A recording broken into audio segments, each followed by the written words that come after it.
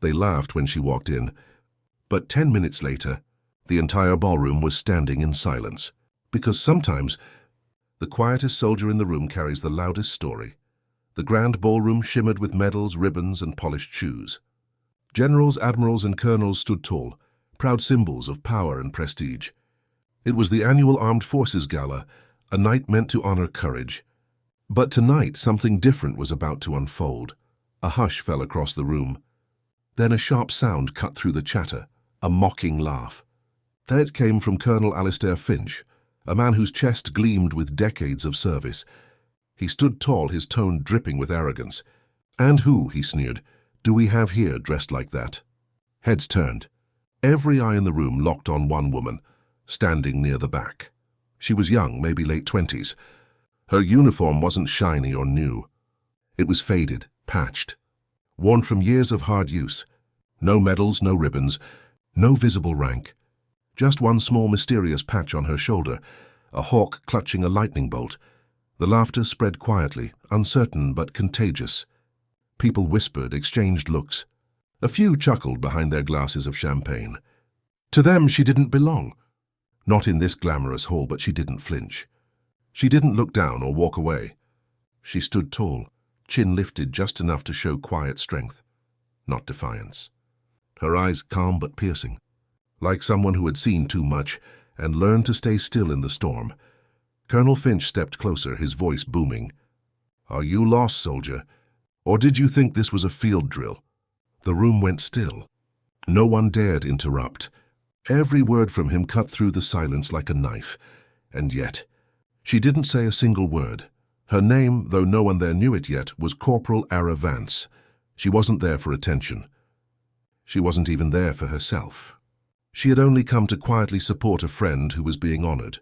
Her uniform told her story, more honestly than any medal ever could. She had worn it in places no map could soften. In heat, in dust, in danger. She didn't own a fancy dress uniform anymore. After her service, she'd left the military quietly and without ceremony, without applause, and yet here she stood, in the same uniform that had seen pain, fear, and survival. To her, it wasn't just clothing. It was a second skin, a reminder of everything she'd endured and everyone she'd lost. But the men in that room, they didn't see that. They saw only a breach of decorum, a young woman who didn't know her place. One general tried to be polite. "Maybe you didn't know the dress code," he offered with a fake smile. But the colonel's smirk only grew sharper. "Or maybe," he said, "you think you're above the rules, soldier." A few people laughed again. A few shook their heads, and Ara stayed silent. Inside, her heart pounded, not from fear but from memories.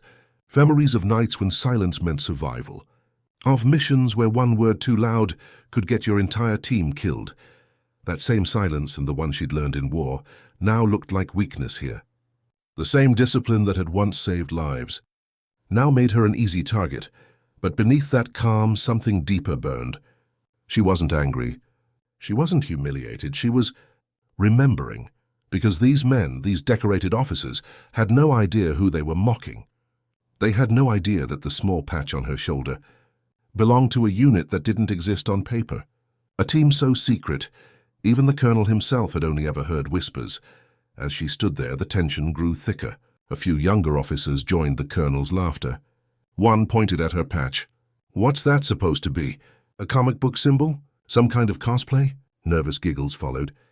But a few in the back, and the older ones, the quiet ones, started to look closer. Her boots, her posture, her eyes, they told a story no words could. She stood like someone who'd carried heavy gear through the desert, who'd run under fire and learned not to flinch at sound. There was something different about her presence. A stillness that wasn't shy. It was earned. One retired general squinted through his glasses. He had seen that kind of stance before, not at parties but in war zones. And he whispered to the man next to him, "That's not just some girl in the wrong uniform." Colonel Finch folded his arms, still smirking. "So," he barked, "are you going to explain why you're dressed like a mechanic at a military gala?" The room waited, but Ara just looked at him, and steady, calm. Then she spoke. Her voice was soft, but carried across the entire hall. "Sir, I'm here by invitation. And this uniform, "Here's my service," that one line, quiet and calm, had changed everything. A few heads tilted. Some frowned. Others scoffed. Colonel Finch's smile faded into irritation. "Your service?" he echoed mockingly. "I've been in uniform 30 years. I've never seen one that plain. No ribbons, no medals, nothing. Who exactly do you think you are?" Ara didn't answer. She didn't defend herself. She didn't need to, because the real truth, was about to walk through that ballroom door, and when it did, the entire room would realize just who Corporal Ara Vance really was. The room was heavy with silence. You could almost feel the tension crackling in the air. Dozens of eyes stared at the young woman who refused to back down. Corporal Ara Vance stood like a statue, still, calm. But inside, every muscle in her body was locked tight. She wasn't scared. She had faced worse, far worse than this. Bullets, explosions. Nights when the world burned red and silence was her only friend. But this was a different kind of battlefield. Here her enemy wore medals and polished shoes. Here the weapon was humiliation. Hands still, she didn't move. Colonel Finch took a step closer. His voice lowered into a growl. "Are you mute, soldier? Or just too proud to answer your superior?" The laughter came again, this time louder. Snickers, smirks, cruel smiles from people who thought they knew what respect looked like. A woman in a glittering gown whispered, "Some people just don't understand formal events." A young lieutenant chuckled, until his date elbowed him to stop. But it was too late. The damage was done. The entire room had turned against one quiet woman. Then someone pointed at her shoulder patch. "What even is that?" He scoffed. "Definitely not regulation. Probably some made-up thing." More laughter, more whispers. And still, she said nothing. But those who were really watching, and the few with trained eyes, noticed small details others missed. The way her hand stayed perfectly still, the way her eyes moved, scanning, calculating. Her uniform might have been old, but it was pressed so sharply it could cut glass. Her boots were spotless. Her stance, balanced, ready. This wasn't a civilian playing dress-up. This was someone who never stopped being a soldier, and if they had looked closely they would have seen it, just below her sleeve, faint under the light. A tattoo of a trident, wrapped around a single lightning bolt. Not the official Navy SEAL symbol, no. Older, rougher, the kind only those from the deepest shadows would recognize. A few senior officers squinted, frowning. They'd seen something like it before, in places they couldn't talk about publicly. Then one of them whispered, "Wait, that symbol, it's from an old classified task force." But before he could finish his thought, Colonel Finch barked again. "Enough of this nonsense. Explain yourself, Corporal, before I have security escort you out." And that's when it happened. Ara slowly unclasped a small dull metal coin from her lapel. The sound, soft, metallic, cut through the ballroom like thunder. No one understood why she was holding it. Not yet. She turned it over in her palm. The light hit it perfectly, revealing a single engraved word, resolute. Beneath that word, a series of coordinates, due north, 67 due east. At first it meant nothing to the crowd, just numbers. But to a handful of veterans in that room, their blood ran cold. Because those coordinates pointed to one of the darkest, most secret corners of Afghanistan, a place few dared to speak of. A place where entire missions vanished without a trace. Where a name whispered in the right ear could silence an entire briefing room. That name was Operation Resolute. And suddenly Colonel Finch's smirk vanished. His eyes widened, barely noticeable, but enough. Because he knew that name. He'd seen it once, years ago. Buried deep inside a classified file. A Black Ops mission that never officially happened. A mission that saved dozens, maybe hundreds of lives. But no one ever knew who led it, or who survived until now the ballroom froze. No one moved. No one spoke. And then, from the far end of the room, a man stood up. He wore a crisp navy dress uniform, his shoulders marked with the rank of lieutenant commander. He'd been standing quietly, half in shadow, watching everything. But now, his face told a story of shock, realization, and guilt. He stepped forward, each step deliberate, each one echoing across the marble floor. The crowd parted instinctively. Colonel Finch stiffened. "Lieutenant Commander, what's the meaning of this?"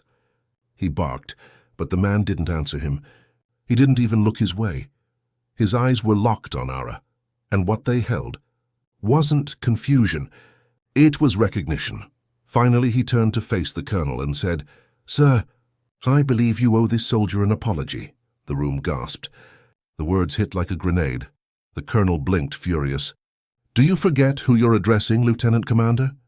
"This woman is—" But he stopped, because the SEAL's tone had changed. It wasn't a request. It was a command. The lieutenant commander stepped closer. And then, in front of hundreds of officers, politicians, and guests, he did something that no one, not even Ara, expected. He stopped in front of her, straightened his back, and raised his right hand, a slow, deliberate salute, a salute filled with respect, pain, and memory, a salute that silenced the entire room. For a few seconds, no one breathed. No one moved. The music had stopped. Time itself seemed to hold its breath, because the man saluting her wasn't just any officer. He was a SEAL lieutenant commander. And that salute wasn't protocol. It was recognition. Recognition of a ghost, a legend, a comrade once thought gone. The colonel's face drained of color. The whispers stopped. And every single person in that glittering room finally understood. This woman they had mocked wasn't out of place. She was the reason some of them were alive to even be there. The entire ballroom was frozen. Every soldier, every officer, every guest. Silent, you could have heard a pin drop. And there, in the middle of it all, stood one woman. In a faded, battle-worn uniform, Corporal Ara Vance didn't move. She didn't smile. She didn't speak. She just stood there, still as stone, while the Navy SEAL Lieutenant Commander held his salute. The man's voice finally broke the silence. Deep, controlled, heavy with meaning. "Colonel, that patch on her shoulder," he said slowly, "isn't some random symbol.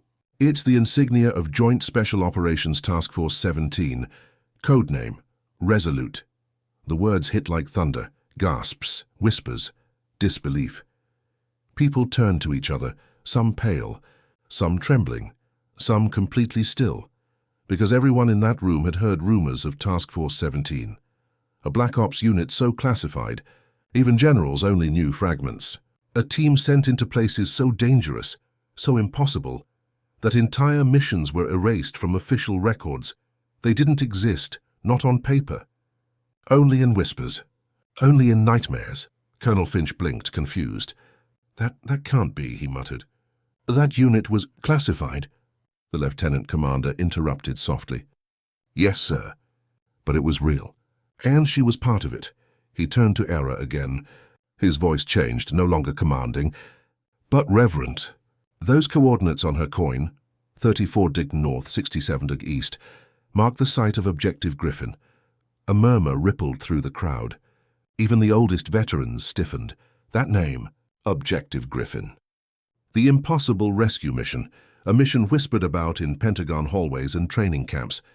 A mission said to have saved a dozen captured soldiers from deep inside enemy territory in Afghanistan. It had been labeled suicidal. No one expected the team to return. But somehow they did. And now, standing right in front of them, was the quiet woman who made it happen. The SEAL took a deep breath. "Corporal Ara Vance," he said, "wasn't just a part of Operation Resolute. She was the voice in the dark who guided us home." The crowd watched him, frozen. "She was our intelligence and communications specialist. She intercepted enemy transmissions, decoded them under fire, and relayed coordinates that saved our lives. When our systems went down, she manually rerouted the signal. And when the jamming tower needed to be destroyed," he paused. His voice trembled slightly, just once. "She went out there herself, under open fire. To cut the wires alone." Gasps broke across the room. "If she hadn't done that," he continued, "none of us would have made it out alive. None of the hostages would have been rescued. The mission would have failed, and dozens would have died." He looked directly at Ara. His jaw tightened. His voice softened. "Ma'am, you saved us all." The ballroom stood in stunned silence. The same people who had laughed minutes ago now couldn't even meet her eyes. The woman in the diamond gown lowered her head. The young lieutenant who had mocked her stared at the floor, pale. And Colonel Finch, the man who had started it all, Looked like he'd been punched by truth itself, he whispered, barely audible. You were in Resolute. Ara didn't nod. She didn't need to. Her eyes, steady, quiet, said everything. The lieutenant commander reached into his own pocket. He pulled out a small tarnished coin, identical to the one Ara held. He held it up high for everyone to see. The word Resolute gleamed faintly under the lights. The same coordinates, the same symbol. I was one of the pilots, he said quietly. We wouldn't have made it back if not for her. A heavy pause filled the air. Not a sound, not even a breath. And then, slowly, realization swept through the crowd, and like a wave, every detail they'd mocked, her worn boots, her simple patch, her faded uniform, wasn't embarrassment. It was proof. Proof of a life lived in the shadows for the sake of others. Proof of courage they couldn't even comprehend, and all at once. The room changed. No one saw a disrespectful guest anymore. They saw a hero, a woman who had faced death, and still walked quietly among them, without asking for praise. The lieutenant commander lowered his salute, but his voice, steady, solemn, filled the hall one last time. Corporal Vance, he said, on behalf of every life you saved, and every soul who owes you there tomorrow, thank you. For a long moment, Ara didn't move. Her hands trembled slightly, the only sign of emotion she allowed. Then she took a slow breath, and whispered, "Just doing my duty, sir." And that one line, soft, humble, sincere, hit harder than any medal ever could, because that was who she was. A soldier who never wanted recognition. Only peace. The ballroom wasn't breathing. Every heart was caught in the same rhythm. And then, something happened that no one could have predicted. Colonel Finch, the man who had mocked her, straightened. His jaw trembled, and slowly, he raised his hand. A salute, a genuine, heavy, regretful salute, from a man who now understood what real honor looked like. The ballroom stood still. The chandeliers glittered, but no one noticed. Every heart, every breath, hung in the same fragile silence. Colonel Finch, the man who had humiliated her moments ago, stood tall again, but not with arrogance. This time it was shame, mixed with respect. His hand trembled slightly as he raised it to his forehead. A salute, slow, heavy, real, and for a long moment, it was just him. One man saluting one woman in a faded, dusty uniform, but then, like a quiet wave, others began to rise. First, the Navy SEAL lieutenant commander beside Ara, then a general, then an admiral, then another, and another, until every single uniformed officer in the grand ballroom, from the highest-ranking general to the youngest lieutenant, stood and saluted. It was a sight no one there would ever forget. A sea of medals, shiny shoes, polished brass, all paying tribute to a soldier who owned none of those things, a soldier whose strength had nothing to do with rank, a soldier whose quiet courage had once saved them all. The applause started softly, a single clap, then another, then a roar. The entire hall erupted, not in chaos but in reverence. Tears glimmered in the eyes of battle-hardened men and women, even civilians, the politicians, the reporters, the guests. They rose to their feet, clapping with everything they had, and through it all, Ara Vance stood still. Her eyes glistened, but her face remained calm. Her training held, and even here, even now, inside her chest, though, her heart pounded with emotion. Not pride, not triumph, just peace. She hadn't come for this. She hadn't come to prove anyone wrong. She only came to support a friend. But fate had decided otherwise. Now every person in that hall had seen what true valor looked like. Lieutenant Commander Miller, that was his name, stepped forward again, his voice ringing out above the applause. "Ladies and gentlemen," he announced, "Corporal Ara Vance, hero of Operation Resolute." The applause swelled again, shaking the chandeliers. Some were crying openly now. Others stood frozen, hands over their hearts. Colonel Finch lowered his salute, his face pale with remorse. He walked toward Ara slowly, not as a superior officer, but as a man seeking forgiveness. He stopped in front of her. For a second he couldn't even meet her eyes. "Corporal Vance," he whispered, "I was wrong. Terribly wrong. I saw only a uniform, and not the heart that wore it." His voice broke. He swallowed hard. "My deepest apologies, soldier." Ara looked at him, not with anger, not even with pride, just calm understanding. She gave a small nod. "No words, no grudge. just quiet forgiveness, because she knew in the end humility was stronger than arrogance. And sometimes the best way to teach a lesson is to stand your ground without saying a word. Colonel Finch stepped back, shoulders shaking slightly, and as he did, the crowd erupted again, this time not for a rank or title, but for the truth that respect isn't worn and it's earned. That courage doesn't always come with rank or medals. That sometimes the bravest people are the ones no one notices. Ara didn't bow. She didn't wave. She simply stood, a small smile tugging at her lips, a single tear glistening in her eye. She whispered quietly to the lieutenant commander beside her, "All I ever wanted was to serve." He nodded, voice thick with emotion. "And you did, Corporal. You served all of us." The music resumed softly, a slow, solemn tune echoing through the Golden Hall. But the energy in the room had changed forever. No one saw a quiet woman anymore. They saw a warrior, a reminder of every unseen hero who walks among us every day, without recognition, without applause. As the crowd began to disperse, one of the junior officers whispered to his friend, "I'll never judge anyone by their uniform again." The other nodded, because after that night, no one would forget the name Ara Vance, not because of medals, not because of fame, but because she reminded everyone what honor truly means.